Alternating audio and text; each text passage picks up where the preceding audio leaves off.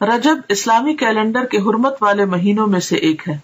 جسے رجب المرجب بھی کہتے ہیں۔ گزرتے ہوئے وقت کے ساتھ اس ماہ میں عبادت کے طریقے رواج پا گئے، یعنی اور طریقے بھی آ گئے۔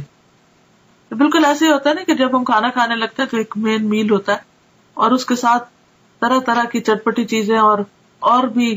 لوازمات ہم شامل کر لیتے ہیں۔ تو اسی طرح جب ایک بدعت شروع ہوتی ہے تو پھر وہ ایک تک نہیں رکتی، بلکہ اس کے ساتھ ساتھ اور بھی بہت سے کام شروع ہو جاتے ہیں، کیونکہ اللہ کی طرف سے جو دین آتا ہے بندے کے لیے اس پر تو بندہ مطمئن ہو جاتا ہے، وہ تھوڑا بھی کافی ہو جاتا ہے۔ لیکن جب انسان خود سے کوئی دین ایجاد کرنے لگتا ہے اور پھر ہر شخص دین کو اپنے ہاتھ میں لے لیتا ہے تو پھر اس کی کوئی حد نہیں ہوتی، آپ کہیں پر سٹاپ نہیں لگا سکتے۔ نہ صرف یہ کہ دور جاہلیت میں بلکہ دور اسلام کے بعد بھی جب دین کی تعلیمات آہستہ آہستہ لوگوں کے اندر سے کم ہونا شروع ہوئی اور بہت سی بدعات نے رواج پا لیا، تو پھر مسلمان ہوتے ہوئے بھی لوگ اس مہینے کو بہت معزز اور محترم قرار دیتے اور اس میں عبادت کے خود ساختہ طریقے انہوں نے رائج کر دیے جو کہ اصل سنت سے ثابت نہیں۔ بعض لوگ اس ماہ میں خصوصی نماز صلاۃ الرغائب پڑھتے ہیں۔ رجب کے پہلے جمعہ کی رات کو 12 رکعات 6 سلام سے پڑھی جاتی، جس میں سورت اخلاص کے بعد ہر رکعت میں 3 مرتبہ سورت القدر پڑھی جاتی ہے۔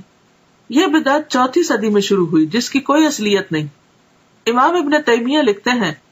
کہ تمام علماء نے اجماع کے ساتھ اس نماز کو موضوع یعنی من گھڑت قرار دیا ہے، یعنی اس کی کوئی اصل نہیں ہے دین میں، دین تو مکمل ہو چکا ہے۔ نبی صلی اللہ علیہ وسلم ہر روز تہجد کی نماز پڑھا کرتے تھے اور اس میں کبھی بھی یہ نہیں ملتا کہ آپ نے کوئی مخصوص سورت ہی پڑھی ہو اور پھر اس میں یہ کہ ہر رکعت میں وہ سورت 3 بار پڑھی ہو، جیسے یہاں پر انہوں نے سورت اخلاص اور اس کے بعد ہر رکعت میں 3 مرتبہ سورت القدر پڑھنے کا لکھا ہے، اور کئی لوگ بڑی پابندی کے ساتھ اس کو پڑھتے بھی ہیں، اور پھر اس کے ساتھ بہت سی من گھڑت قسم کی فضیلتیں اور فائدے بھی منسوب کر دیے گئے ہیں۔ تو اسلام میں اس کی کوئی حقیقت نہیں، نہ قرآن میں اس نماز کا ذکر ہے، نہ نبی صلی اللہ علیہ وسلم نے اس نماز کی تاکید کی ہے یا تلقین، اور نہ ہی اس کا وجود ہے کسی بھی حدیث یا فقہ کی کتاب میں۔ یہ سراسر لوگوں نے خود گھڑ لی۔ عبادت کا صرف وہی طریقہ پسندیدہ ہے، عبادت وہی قابل قبول ہے جو اللہ اور اس کے رسول کی اتھارٹی کے ساتھ ہو، ان کے حکم کے مطابق ہو۔ خود سے عبادت کے طریقے ایجاد کرنا اللہ کی اتھارٹی میں یا اللہ کے حکم میں دخل دینا، اور یہ انتہائی غلط چیز ہے کہ جس کام کے لیے ہم انٹائٹلڈ ہی نہیں، جو ہمارا کام ہی نہیں، اس میں انٹرفیئرنس کیسی؟ عبادت کے طریقے بتانا صرف معبود کا کام ہے، عابد کا کام نہیں۔ عابد بندہ غلام تو صرف پیروی کرے گا، اطاعت اور فرما برداری کرے گا، وہ خود سے وہ قانون نہیں بنائے گا، تو اس چیز کی کسی کو بھی اجازت نہیں۔ تو ہم سب کو اس کے بارے میں بے حد محتاط رہنا چاہیے، اور دین کے نام پر،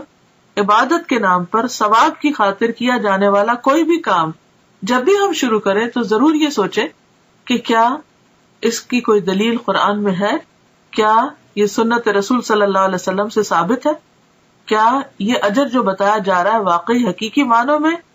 اس کا کچھ وجود ہے یا صرف ایک جھوٹ گھڑ لیا گیا ہے۔